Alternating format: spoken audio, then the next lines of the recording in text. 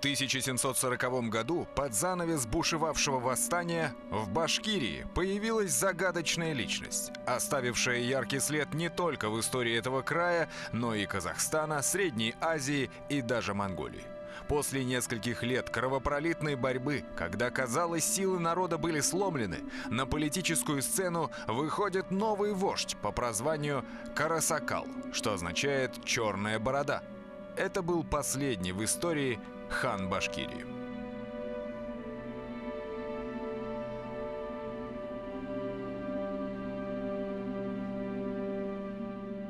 Личность Карасакала, обстоятельства его явления народу и мотивы его действий до сих пор вызывают в научной среде жаркие споры. Дореволюционным автором он представлялся этаким башкирским Лжедмитрием, то есть ханом-самозванцем. Недаром один из первых исследователей его деятельности, историк XIX века Руф Игнатьев, написал очерк под названием «Карасакал. Лжехан Башкирии». Однако, прежде чем приступить к описанию восстания Карасакала, необходимо проследить, как складывались условия, вызвавшие его появление. Подходил к концу пятый год кровопролитного башкирского восстания, вспыхнувшего из-за действий по реализации плана Оренбургской экспедиции. В 1739 году ее возглавил генерал-лейтенант Василий Урусов. Василий Александрович Урусов, князь, потомок бея Уруса, правителя Ногайской Орды, служил на флоте, участвовал в персидском походе Петра I. В июне 1739 года произведен в генералы и назначен командиром Оренбургской экспедиции. В ходе повстанческих кампаний трех последних лет предводители башкир неоднократно приглашали на пустующий трон хана Башкирии правителей соседнего Казахстана. Однако, несмотря на то, что казахские ханы являлись потомками Чингисхана, они не пользовались большим авторитетом у башкир, так как у них с давних времен была своя ханская династия. Все-таки казахские ханы исторически принадлежали к династии чингизидов, которая не пользовалась среди башкир большим уважением. Тука-тимуриды, они вообще не принадлежали по классификации к золотому роду, в отличие, например, от шейбанидов, которые считались природными башкирскими ханами, которым, кстати, принадлежал и Кучум. Вот в отношении них никогда не было у башкир никаких сомнений. Когда Чингисхан делил земли своей империи на части, то один из его внуков, Шейбан, получил в удел Западную Сибирь и Башкирию. Именно поэтому его потомки, шейбаниды, традиционно рассматривались как природные башкирские ханы. А между тем, в нашей башкирской истории чингизиды, башкирские ханы, они мелькают как призраки непрекаянные. Писать башкирскую историю без башкирских ханов – это все равно, что писать российскую историю без Рюриковичей и Романовых. И вот я в своей новой книге попытался восполнить этот пробел, составил родословные башкирских ханов. Окрестности Уфы испокон веков были местом летней ставки этой династии. В Чешминском районе стоит мавзолей, в котором был погребен представитель шейбанидской династии Махмуд хан или Махмудек, известный в башкирских преданиях как Тура-хан. Его потомком был сибирский правитель Кучум, именуемый в казахских и ногайских преданиях ханом Иштяков, то есть ханом башкир, что совсем неудивительно, так как последние были наиболее многочисленной этнической группой его подданных. Поэтому, когда началось завоевание Сибири Ермаком, именно они стали самой преданной частью войск Кучума. После смерти хана борьбу за восстановление царства Шейбана продолжили его сыновья и внуки. И в конце 17 века, уже потеряв надежду вернуть свои земли, они уходят с территории Башкирии и Западной Сибири. Часть из них поселяется в Каракалпакии, часть на Кубани. И вот когда происходят последующие события, мы знаем, что вот в последующих восстаниях кучумычи приходили со своими войсками или из Кубани, или из Каракалпакии. Таким образом, являясь царственной фамилией в изгнании, они всякий раз, когда в Башкирии вспыхивало восстание, возвращались на Урал, и башкиры провозглашали их ханами. В середине 17 века ханом Башкирии был правнук Кучума царевич Кучук, а в начале 18 века его сын Мурат и племянник Ырыс Мухаммед. Когда началось новое башкирское восстание 1735-1740 годов, о котором сейчас идет речь, в первые 2 года ни у кого из башкир почему-то не возникало мысли вновь пригласить к себе на царство представителей своей свергнутой династии, как это было во время предыдущих восстаний. По всей видимости, связь с этой династией была утеряна. Не случайно на 3-й год восстания башкиры предприняли попытку провозгласить своим правителем сына казахского хана Абулхаира. Когда эта попытка не увенчалась успехом, в Башкирии появился человек по прозвищу Карасакал, то есть «Черная борода». Очевидец и участник тех событий, историк Петр Рычков, пишет: «Он и яко малознаемый в Башкирии, но притом весьма хитрый и в разных местах бывший волокита, учал о себе разглашать, что он кубанский владелец Салтан-Гирей и имеет у себя 82 тысячи человек войска, кое идет за ним в Башкирию. И там через короткое время чуть не весь башкирский народ возмутил, которые выбрали его ханом». Это говорит о том, что, может быть, до 1938 года башкиры еще надеялись в рамках российской государственности вернуться к прежним, по их мнению, справедливым условиям подданства. Но, очевидно, к концу восстания таких надежд уже не было. И последним шагом было создание собственного государства. Не случайно речь шла о выборах башкирского хана, то есть создании башкирского ханства на базе, так сказать, Уфимской провинции. Весть о провозглашении хана Башкирии прозвучала как гром среди ясного неба. Она оказалась страшнее, чем все ужасы предыдущих лет восстания. Прежде башкиры просто бунтовали, при случае апеллируя к центральному правительству. Теперь они апеллировали только к Богу, покушаясь на самое святое.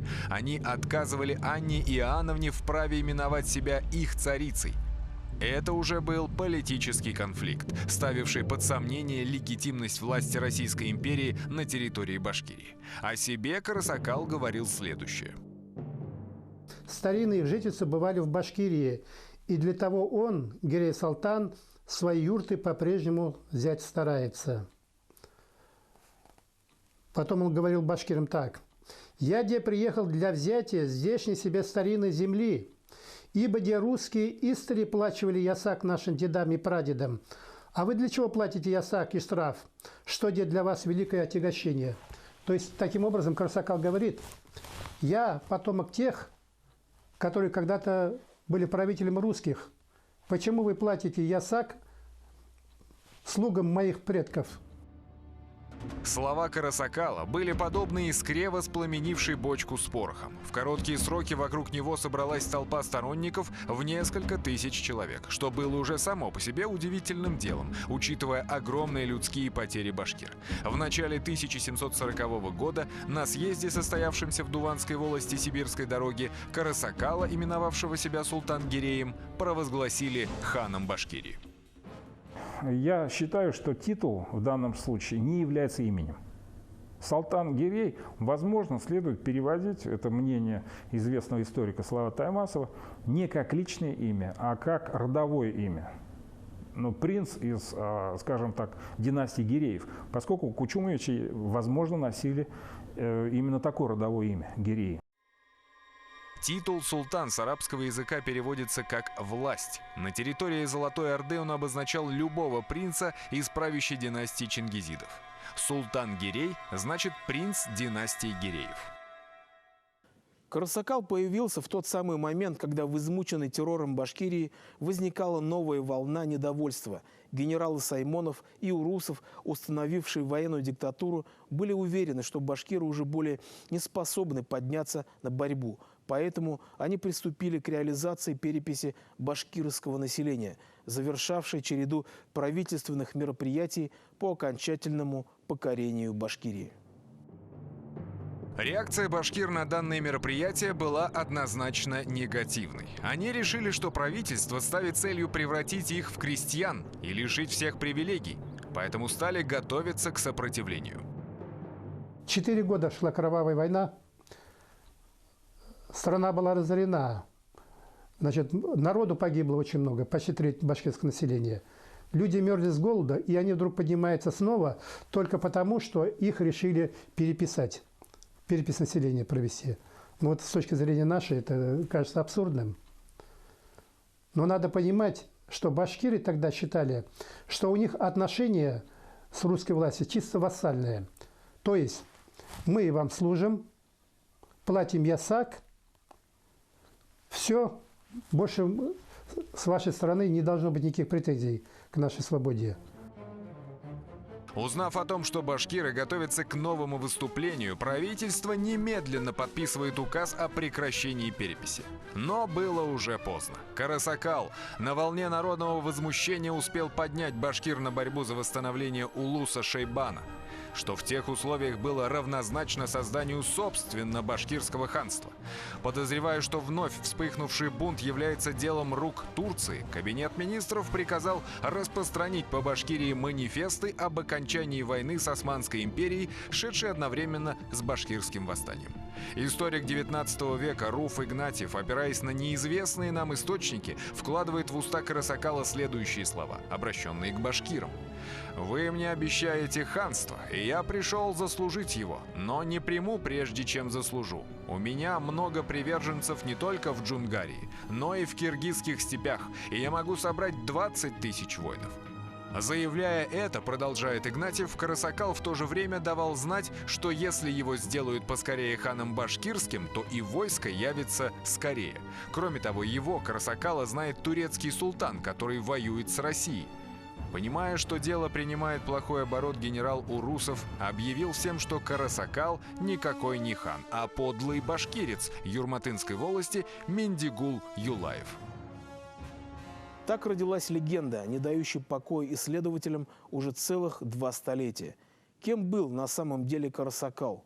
Ханом Султан-Гиреем или самозванцем Мендигулом Юлаевым, выдававшим себя за отпрыска шейбанидской династии?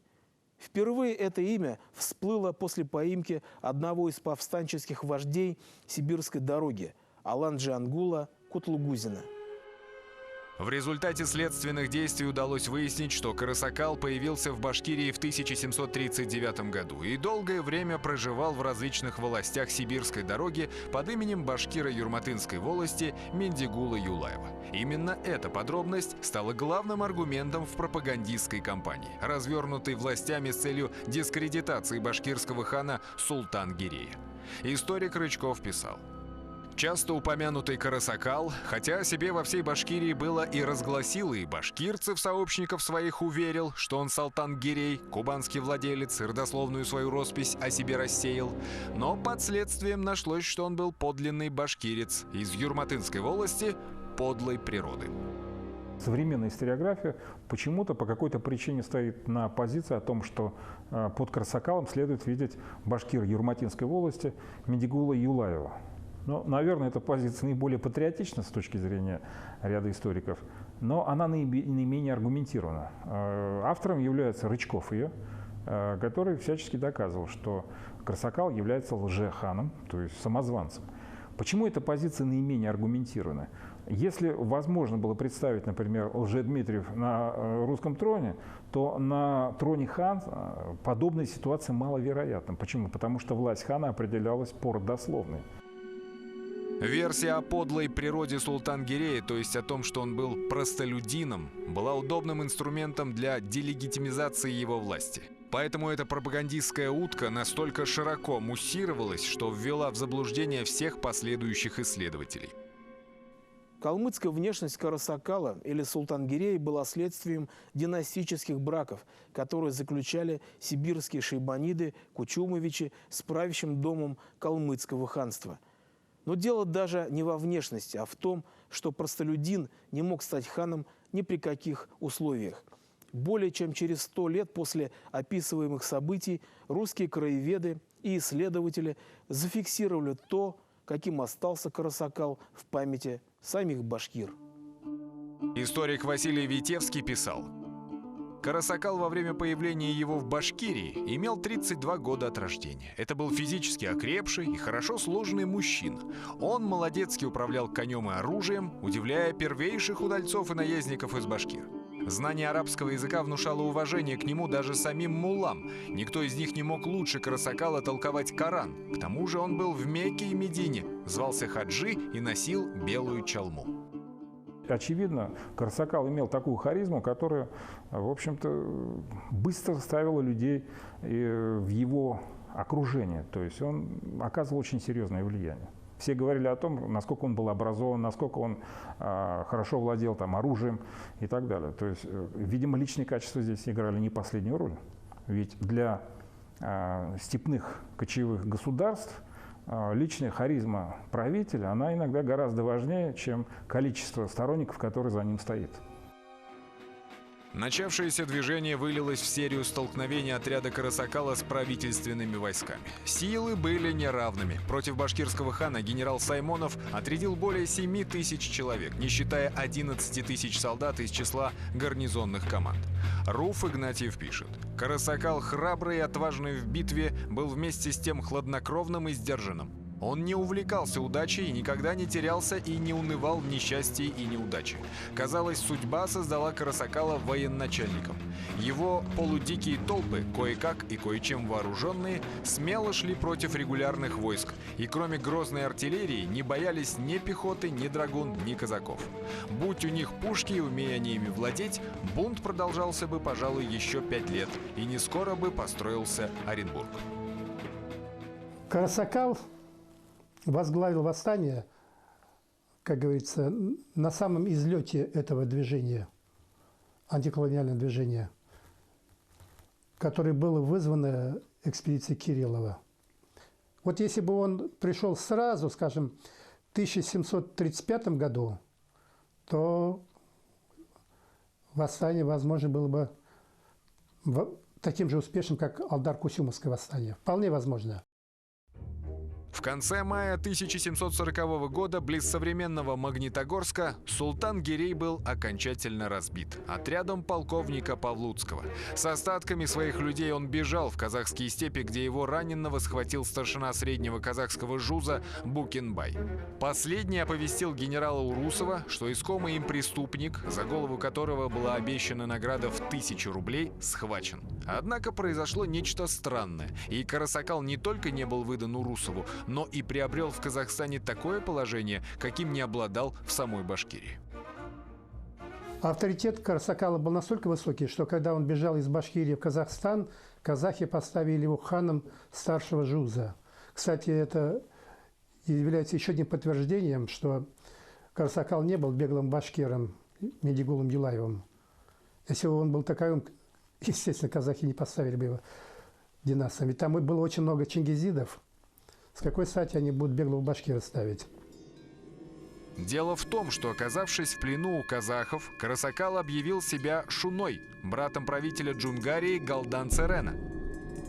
Галдан-Церен, 1693-1745 годы, правитель Джунгарии, державы западных монголов ойратов, вел успешные военные действия против Цинского Китая и казахских ханств. Борясь за трон, пытался убить своего брата Шоно Лаузана. Шоно Лаузан, или Шуна-Батыр, как его именовали тюркские народы, был удачливым полководцем и отличным воином, прославившимся в боях с казахами, каракалпаками и узбеками. Он был очень популярен среди монголов, хотевших видеть на троне Джунгарии именно его. Однако в результате козней своего брата Галдан-Церена ему пришлось бежать из Монголии в Калмыкию, где он и умирает. Однако слава о нем продолжала жить. Подданные Галдан-Церена всегда мечтали увидеть на троне Джунгарии популярного Шоно Лаузана. Слухами о его чудесном спасении решил воспользоваться Карасакал, когда объявил себя Шуна-Батыром. Казахские ханы сделали вид, что поверили ему, так как это была ловкая политическая комбинация в борьбе с заклятыми врагами джунгарами. Вот когда он себя провозгласил потомком джунгарского царя, то Галдан-Церен организовал целую экспедицию, которая прошла через весь Казахстан и Южную Башкирию, лишь бы выловить этого самозванца на джунгарский трон. То есть настолько появление подобной фигуры будоражило вообще политику многих стран. И не случайно после того, как Карасакалу удалось бежать в Казахстан, выдачи его требовали и джунгары, и российское правительство.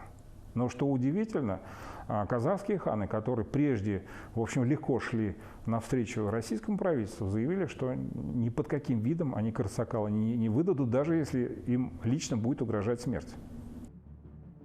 Теперь Карасакал стал врагом двух могущественных империй – российской и джунгарской. Его выдачи требовали и та, и другая. К нему в ставку стекались перебежчики из числа башкир, продолжавших считать его своим ханом. А с другой стороны, к нему шли джунгары, поверившие в то, что перед ними законный претендент на трон Джунгарии. Карасакал стал фактором международной политики. Он организовывал набеги башкир и каракалпаков на русские крепости, расположенные вдоль Иртыша, а также искусно сеял внутренние раздоры в Джунгарии. И вот насколько высокий был авторитет Карасакала, можно судить по многим примерам, в том числе, когда Галдан Царен, правитель джунгаров, захватил Аблая, то он потребовал, значит, взамен Аблая Карасакала. Но никто из казахов на это не согласился. Даже сам Аблай не решился предложить своим соплеменникам обменять себя на Карасакала. Вот, между прочим, я вот был в Казахстане, сейчас там самый главный герой исторический – это Аблай. Аблай-хан, правитель среднего казахского жуза, проводил осторожную политику лавирования между львом и драконом, то есть между Российской империей и Цинским Китаем. По мотивам биографии Аблай-хана был снят первый казахстанский блокбастер «Кочевник», отразивший перипетии борьбы казахов с джунгарской агрессией. Непосредственным участником описанных там событий являлся Карасакал. Личность сколь выдающаяся, столь и загадочная. Если в роли Шуна Батыра он был безусловным самозванцем, то в качестве султан-гирея он был настоящим башкирским ханом. Поэтому название очерка историка Игнатьева «Карасакал, лжехан Башкирии» вряд ли можно назвать справедливым. Какой же он лжехан? Он настоящий хан Башкир, легитимный. Его предки правили башкирами,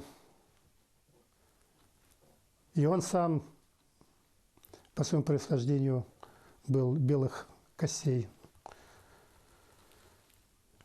И всеми своими качествами он соответствовал и как полководец, и как чингизид, и как ученый. Только поздно он пришел. Это был настоящий башкирский хан. Я бы так назвал его. Последний башкирский хан. Огромное, почти мистическое влияние Карасакала на окружающих проистекало из его необыкновенных способностей. Ему приписывали дар телепатии, предвидения и исцеления от разных болезней, а также способность вызывать снег и дождь. Существует мнение, что он был суфийским шейхом. Однако подлинное его имя для современников было неизвестно. Его подлинное имя уже выяснилось в наши дни. Согласно одному из документов, в 1740 году Карасакал попросил башкирского купца Ягафара Юлдашева, находившегося в Среднем Казахском жузе и отправлявшегося по торговым делам во владение каракалпакского хана Шайбака, передать тому хану письмо. Как выяснилось, названный правитель был племянником Карасакала. Шайбак-хан поведал, что отца Карасакала звали Хасаном, и был он правителем города Ургенч в Хорезме, а самого его именовали Байбулатом. Таким образом, настоящим именем башкирского хана было Байбулат Хасанов. Сохранились в материалах Сената документы, которые называются «О родословной Карасакала», о том, что под Карасакалом следует видеть сына правителя Ургенча, Хусейна, Байбулата, который является, насколько я помню, внуком Давлет-Гирея и, в свою очередь, является праправнуком Кучума. Вот эта позиция, она наиболее интересна, поскольку, как я уже говорил, шибаниды считались природными башкирскими ханами, и их авторитет, как правило, не вызывал никаких сомнений. Длительное башкирское восстание 1735-1740 годов было потоплено в крови. Пушкин, изучавший некоторые документы по этому делу, писал: «Казни, произведенные в Башкирии генералом князем Урусовым, невероятны». Однако поэт не знал и сотой доли правды. В августе 1740 года Урусов приказал пригнать к Оренбургу несколько тысяч арестованных башкир, которым он зачитал заранее написанную речь. «Отчаянные воры-башкирцы, разорители своего покоя и отечества. В 1735 году, внезапно напав на идущий из Уфы Вологодского полка драгунские 5 рот, убили командующего подполковника Чирикова со многими людьми. В 1736 году вы же отважились нападение учинить на генерала господина Румянцева и великий вред причинили. У всех онных командиров многие тысячи верных подданных ея императорского величества рабов от вас, воров, пропало». Завершив обвинительную речь в адрес башкирского народа, генерал Урусов приступил к экзекуциям. 11 ближайших сподвижников Карасакала были посажены на кол, 7 его есаулов повешены за ребра, 85 человек повешены, так сказать, нормальным образом, 21 отрублены головы. Но этого ему показалось мало. Башкир погнали в Сакмарский казачий городок, где казни были продолжены. 120 человек лишились голов, 50 повешено, и у 301 были отрезаны носы и уши. Всего в ходе подавления восстания были убиты, посажены в тюрьмы, проданы в рабство десятки тысяч башкир. Это было первым движением башкир, потерпевшим поражение. Однако правительству во избежание дальнейших конфликтов все же пришлось пойти на уступки. Я считаю, что и это восстание нельзя считать подавленным только вооруженной рукой. Российское правительство нашло выход, нашло решение башкирского вопроса. Поскольку башкиры столь, так сказать, столь кардинально защищают свои права и привилегии, давайте их обусловим сословными какими-то требованиями. Давайте сделаем башкир по-настоящему служилым сословием. Итогом поражения башкирского восстания 1735-1740 годов стало образование новой административной единицы – огромной Оренбургской губернии и превращение Башкирии во внутреннюю провинцию Российской империи. Однако покуситься на личную свободу и вотчинное право башкир правительство все же не решилось. Таким образом, мишари, служилые татары и типтяри, которым была обещана земля за участие в подавлении восстания, ничего не получили. А что же Карасакал? Он еще долго боролся с расширением власти России в казахских степях. Однако ее движение на восток было неудержимым. Все большее число степных владык переходило под ее протекцию. Когда в 1745 году умирает Галдан Цирен, влияние Карасакала, как соперника могучего джунгарского владыки, начинает неуклонно падать. В 1749 году, находясь в гостях у казахского хана Барака, он неожиданно умирает и оставляет после себя загадочную историю последнего хана Башкирии.